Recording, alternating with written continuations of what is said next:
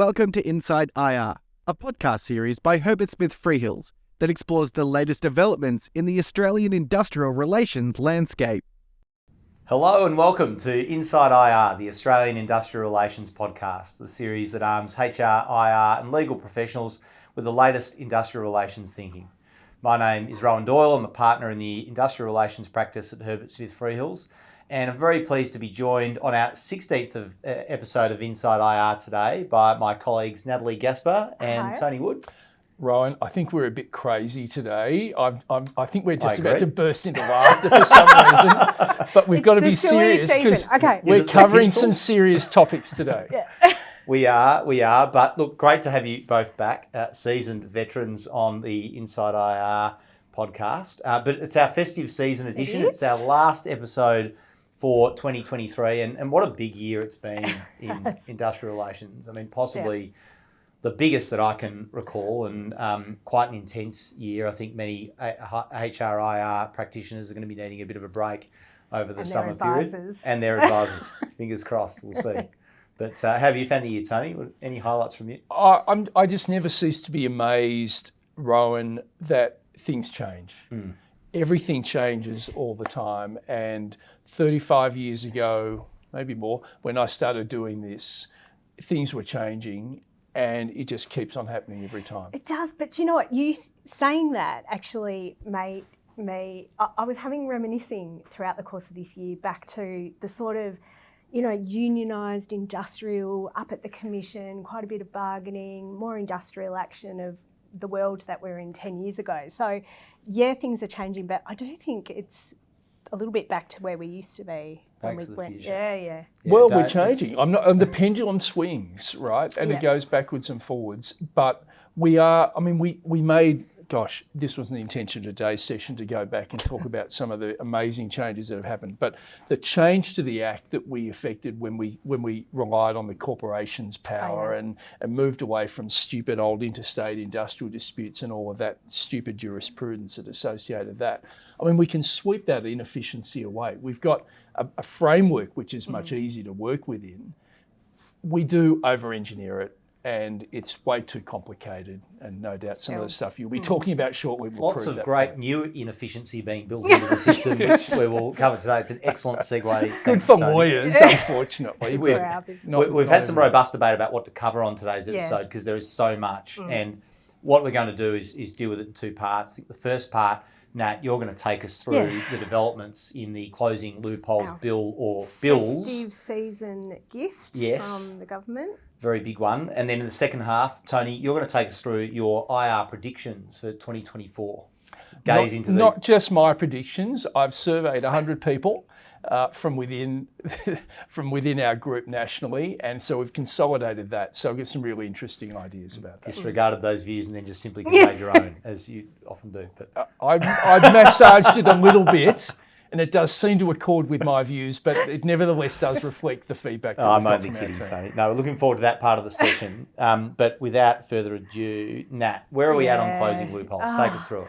Well, look, all those emails that I sent to people saying, look, there's a little bit of time, but not much time to get your house in order. I am absolutely eating humble pie and retracting that, because on the 7th of December, we saw something that I don't think anyone was anticipating. And the government struck a deal with some of the independents and the Greens to actually pass some aspects of the Closing Loopholes legislation.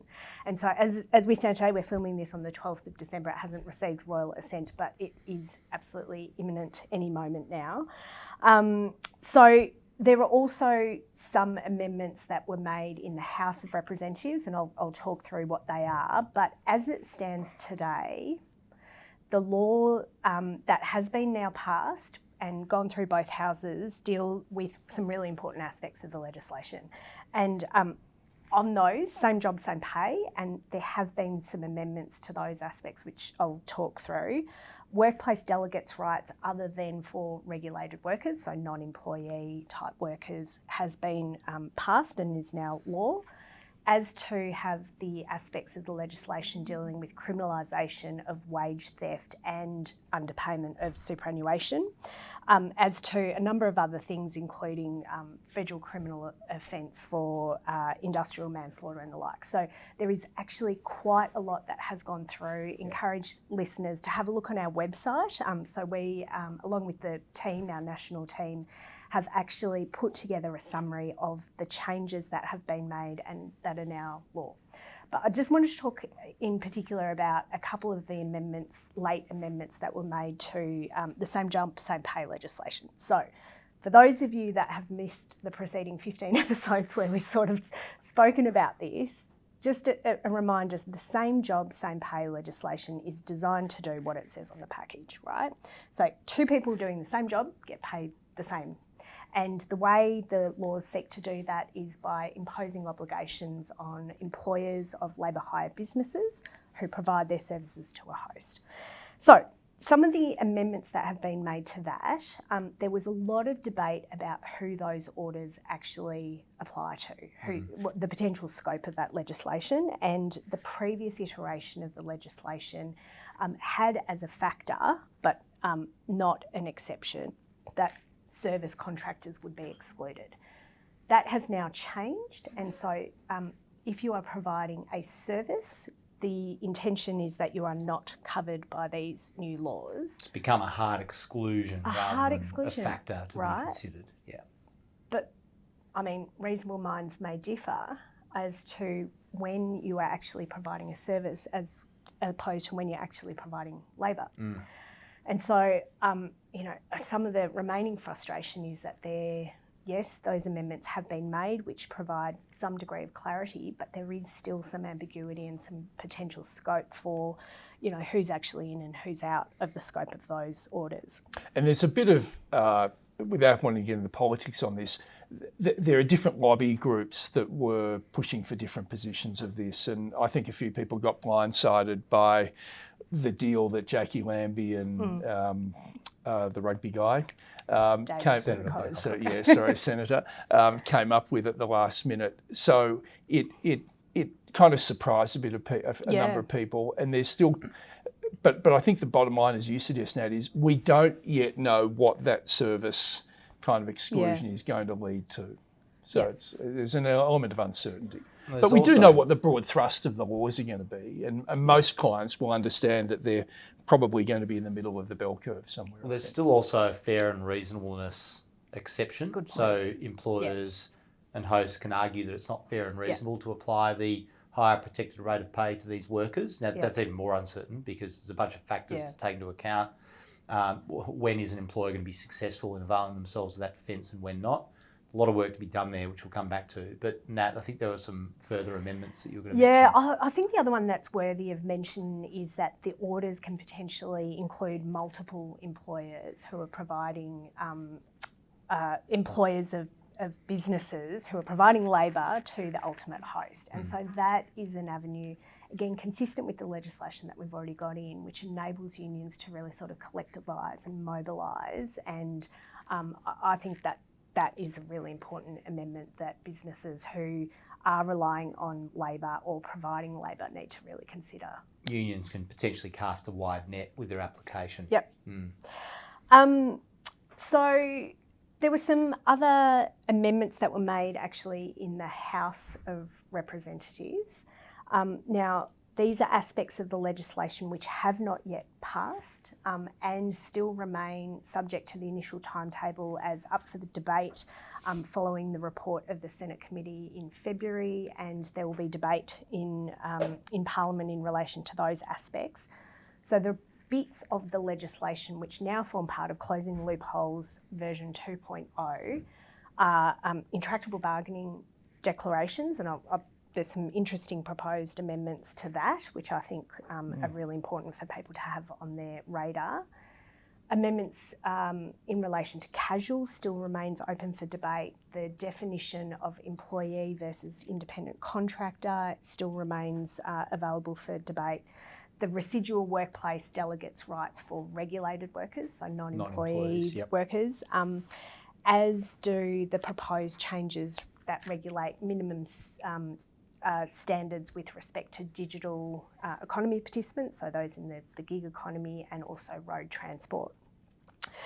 So I just wanted to touch on one proposed aspect that I think is really interesting, and I think businesses need to consider this now as part of their industrial strategy. And there's proposed changes to the intractable bargaining declaration, which seek to limit the Commission's arbitral power to only arbitrate terms that are more favourable than under the underlying enterprise agreement, unless there's agreement to the contrary. So that is a really important change, because in my experience, often the reason that bargaining has become intractable is because the existing arrangements in place in the interim out of date enterprise agreement that apply are no longer fit for purpose. And the business needs to move on. Its operating environment has changed, or it needs more flexibility in the way it operates shifts or whatever it is. And so those sorts of changes to those terms and conditions will be beyond the scope of the Commission's powers. You've hit the nail on the head, Nat. I'm really concerned about this change. It was a last-minute surprise change. It was proposed by the Greens and acceded to by the government. Fortunately, it hasn't passed, as you've said. It's one of these changes that remains for debate. But what it does, essentially, means that if you can't get a deal done and you move into intractable bargaining arbitration, it's really only the union and employee claims that can be advanced. Yeah, it's a total disincentive to the parties actually getting together to reach an agreement. Because why would I reach an agreement? I've got nothing to lose by pushing it through to arbitration. Well, that's my concern, Tony, because I think, maybe it's the Greens and the government that have watched our earlier episodes of Inside IR, where we've spoken about this very thing. But the benefit of the new intractable bargaining powers were that they resolved some of the concerns that we had in the removal of various other mechanisms from the legislation that moderated bargaining conduct. For example, the removal of the capacity to terminate EAs and the like. That was manageable because we had an exit valve. The exit valve was, well, if you're really in this intractable bargaining, you can't do a deal, there's some really important changes the employer needs to pursue for very objectively justifiable reasons, then you could kick it into the Commission at the end of the process and have the independent umpire determine, well, what should these terms and conditions be? It can be less than the current agreement, it can be more, it can be different. The independent umpire was unconstrained and it could form a sensible view. Now, why is that such a bad thing? Why are they now proposed to be constrained so that they can't go below the terms of the existing agreement? There seems to be no real good justification for that, which is going to cause some problems at the bargaining table, as you say, Tony. I mean, why you can never go backwards. And what it will do is really entrench the employer's negotiation position as well, because are you going to really make that concession and put that term in your agreement knowing that it's there for eternity? Yeah. And I think as well, it's really going to re-emphasise the importance of having measures in place in the business to have industrial action contingencies and all these sorts of things, because the reality is if you can't reach an agreement, what other leverage is there in negotiations? You have to hold out, which means probably going to have to withstand a fair degree of industrial action. And my reflection from the year, I've seen a much greater preparedness not only to apply for the PARBO, but to actually take protected industrial action. I think that's the difference, and I'll be interested to see the stats from the Commission when they become available. But I'd love to have a private conversation with many of the members, maybe most of the members of the Commission, who will feel this constrains their ability to conciliate a resolution, and certainly to arbitrate. And a lot of these changes, even ones we're not talking about today, are designed to give the Commission a lot more authority and power in the processes of bargaining and many aspects of what we call industrial relations. This limits their capacity to do it. I don't think they'll be pleased with that, because it doesn't give them the leverage that they need to get people to reach an agreement. Commission members don't want to arbitrate. No, and at the end of the day, bargaining is about reaching an agreement that makes sense for that employer and its employees at that particular workplace. You need tools, both sides need tools to impose pressure on the other to moderate their negotiation position and bring them together. I mean, that's negotiation, right? The problem is, with this change, there are essentially no tools on the employer side except for industrial action. Yep. And to your point, Nat, this is going to push employers increasingly into the position where they're going to be adopting much more robust strategies for proactive industrial action, i.e. lockouts. And that's a real issue. And how, again, horses for courses, and really important to rethink the bargaining strategy in light of these proposed changes. There's still room for debate as to whether they pass, but I think it's a really critical amendment. Great update there, Nat. Are there any other changes? Just the other thing is some proposed changes in relation to casuals. So some clarification, I think that there's not one factor that it will be determinative as to who a casual employee, and indeed a fixed pattern of work of itself is not necessarily a determinative factor. What matters is there an ongoing commitment to work, quite frankly. So look, there's a whole range of various amendments. We've just skated through a lot of them. A lot of them are quite technical, but I really do encourage listeners and those watching to have a close look at our website, where we've got some really detailed information as to the changes that have already been made to the laws that have now passed, and those that will be further debated. Yeah, thanks, Nat. Google Closing Loopholes and HSF, and that will pop up. And I think also, just by way of priority, do go back and have a look at our Inside IR episodes on same job, same pay, on criminalisation of intentional wage and superannuation theft, and on Tony's episode, the new workplace delegate rights, because they'll give you some good insights as to what you need to be doing now to prepare for those provisions, which are commencing imminently. Yep.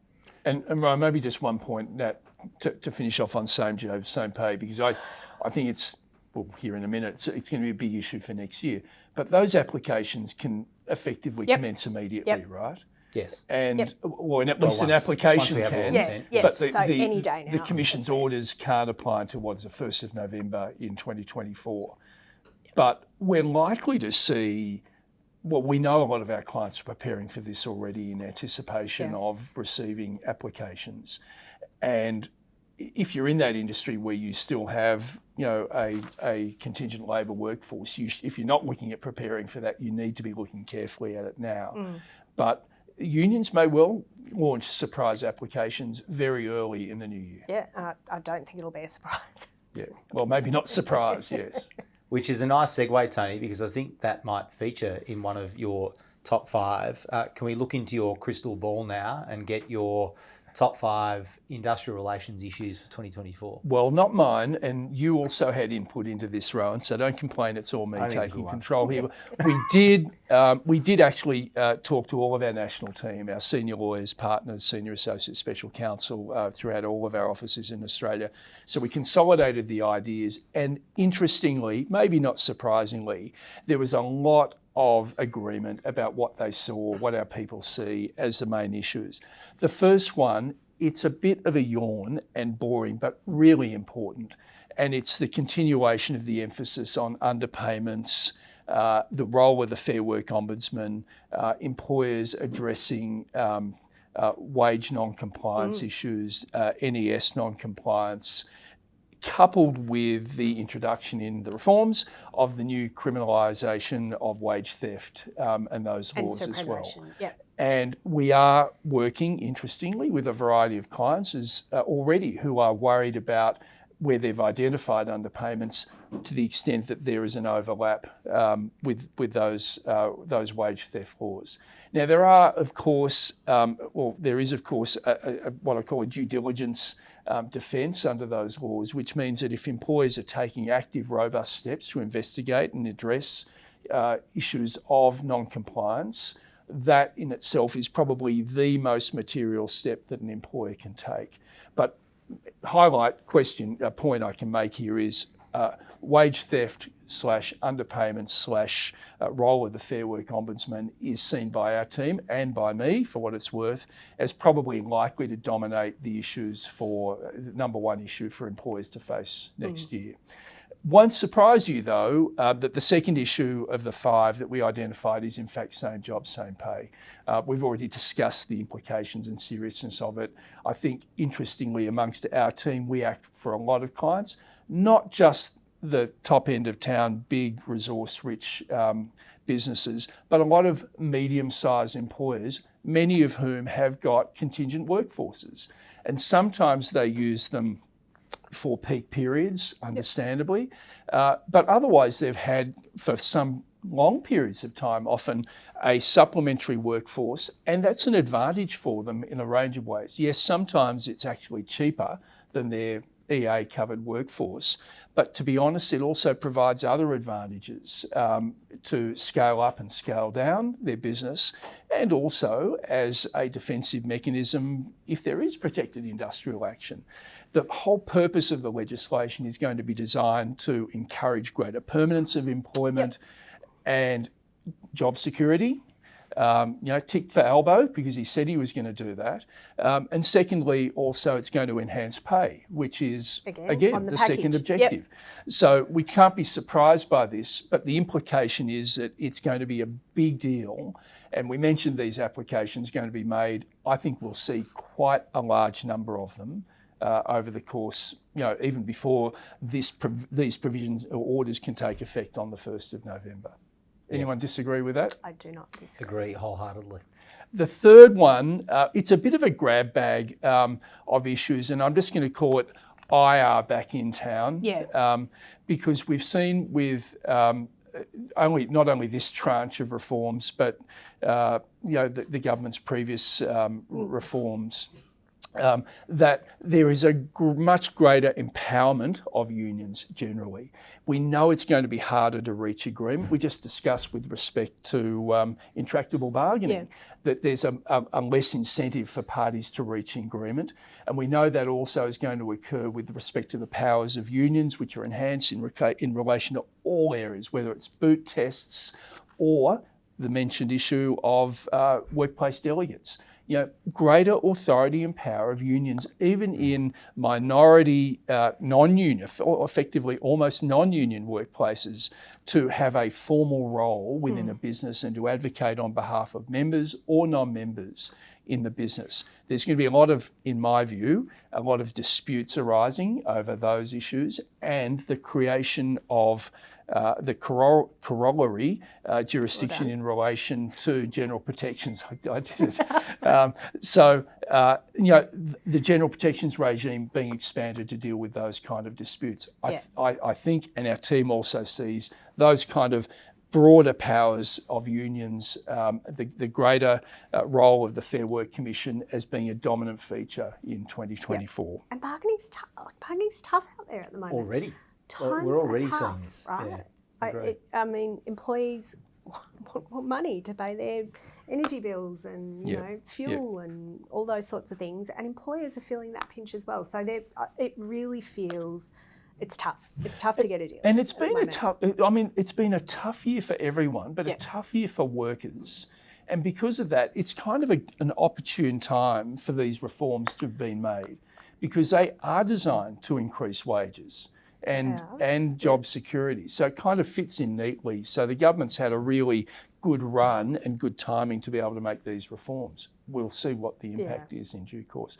Number 4 is, it's not really an IR issue, but it is an issue that's going to affect every workplace. And we now know, actually from this week in December 2023, that there is a positive duty on employers to take steps to address workplace sexual harassment. So we could talk for hours about Kate Jenkins' Respect at Work report. We know that the Human Rights Commission has just recently provided some really good information available for clients about how things that they can and should be doing. But we do know that reliance on post-conduct steps to address bad behaviour is not enough. That's not enough. We have to take steps now to understand, is there a red flag within our business? Yep. Are we monitoring areas where there are maybe a disparity between male and female workers? Areas where people maybe not be English speaking, all those risk areas that are identified in the Respect at Work report. So employers, and what we are seeing is boards are taking an active role, often leading the C-suite, to say we need to have these issues addressed, and we want to make sure that we can be comforted as boards with obligations under these new laws to say that we're doing the right thing. So I think we're seeing and there's a confluence with that, if you like, also with the emphasis on psychosocial health. I mean, how many times have we heard that terminology this year when a few years ago no one had ever heard of it? We might have talked a little bit about psychological safety, for instance, but this psychosocial health issue is a huge issue. And we're seeing prosecutions from agencies, the WorkSafe agencies, one in Victoria, where an employer, following an employee suicide, there's a lot of emphasis of it. And with the new obligation on the positive duty, it's having a great impact already. And we're seeing that with our clients who are dealing with it. Yeah, absolutely. Should just call out the great work that both of you have been doing in that space. I mean, we've had some wonderful roundtables this year where our clients have shared the practical things that they're doing in order to help comply with the positive duty, because it's not easy on its face to work out what it is that you do beyond the usual just training and policies, etc., which, as we all know, is insufficient. So just really great work from both of you this year in sort of leading the way. And we get it can be hard for businesses. It can seem like quite an amorphous concept, right, this positive duty, but there's so much we can learn from the traditional work health and safety space about looking out where are the risks, do that risk assessment, use their sort of traditional safety language, and do what you can reasonably and practically to remove that risk. So you've got to start somewhere. You know, I've got to take off my Christmas props. I think the nickel, the cheap nickel is causing irritation. Let's keep chatting about industrial relations. While you do that, your wardrobe malfunction. Let me deal number with five, Tony. The nice segue into number 5, and it really does follow on from what we've just been talking about. And already in the last year or two, we're seeing a much greater responsiveness from employers, again driven often by boards and certainly senior leadership, to conduct what I might broadly describe as cultural reviews or effectiveness reviews. And you talk about what steps you can take in respect of addressing your obligation in relation to workplace sexual harassment. Well, if you are seeing red flags, as a lot of clients are in certain areas and pockets, what do you do? You can't investigate necessarily misconduct because you don't have a specific allegation. We don't know that you did something inappropriate, but we do know that there's a high rate of attrition, or there's a large number of grievances being put in. Exactly, low engagement scores. So what we are seeing in this respect already in the last 12, 18 months, and no doubt will continue, that employers are coming to us and saying, we need to get a greater dive into the detail. And there's already a lot of consultants out there who are doing this work, and we use a number that we're very happy to recommend and work with, often through doing legally privileged reviews, so that the employer can look at the result, we can advise them in respect of where the risks are and the opportunities to address potential problems before they catch fire. So it's a big area, and it's likely to expand. Yeah, and also I think those sorts of measures are important for businesses to do because, as we say, we're talking about empowered unions, empowered delegates, and, if you've got a grievance as an employer, where you want that to go is to you as the employer so that you can fix it and so that you can deal with it, or hopefully that those issues don't arise in the first place. So there's all sorts of reasons, and a quick plug for our Future of Work report, actually, which I also commend to listeners, which is a global report. So all that shows that these sorts of areas in terms of well-being and the psychosocial safety and, is this a good place to work, is absolutely on the minds of employers, as they ought to be, over the coming period. So, And we know, sorry, just on that same point, we know that employers that get an increase in whistleblower complaints, and we see much greater asset guidance on those also over the last year.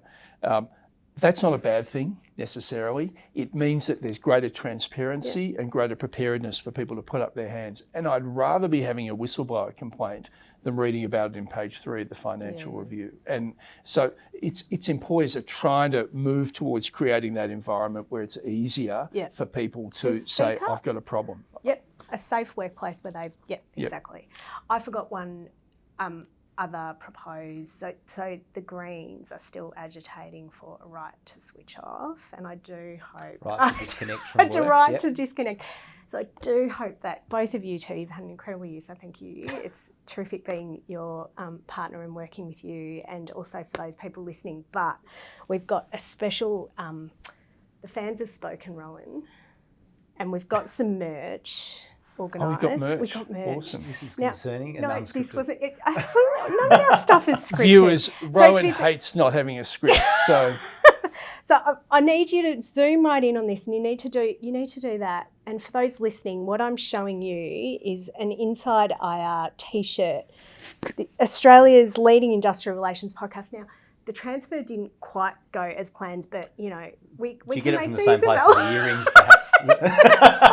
We'll work on that for So I 2024. hope when you switch off and you're down the coast with your I'll family, wear that down the beach. Can you wear that Thank down you, the Nat. Thank you, beach? Tony. No. Well done. Likewise, well played this year. And it's a great top 5 from Tony. Really comprehensive. Agree with them all. What do you think? Has Tony missed any on the top 5? If you've got any feedback, email anthony.wood@hsf.com. We look forward to your email, particularly over the January period. I'll be at the beach. But otherwise, look, thank you for all our listeners tuning into Inside IR on this episode, but also for the duration of 2023. We've had an extraordinary response and just a huge numbers, more than we could ever anticipate. So thank you all. We'll be back in 2024 with much more content, probably a bigger year in IR in 2024 to come. Yep. So Look forward watch to this it. space, and we look forward to seeing you all in 2024.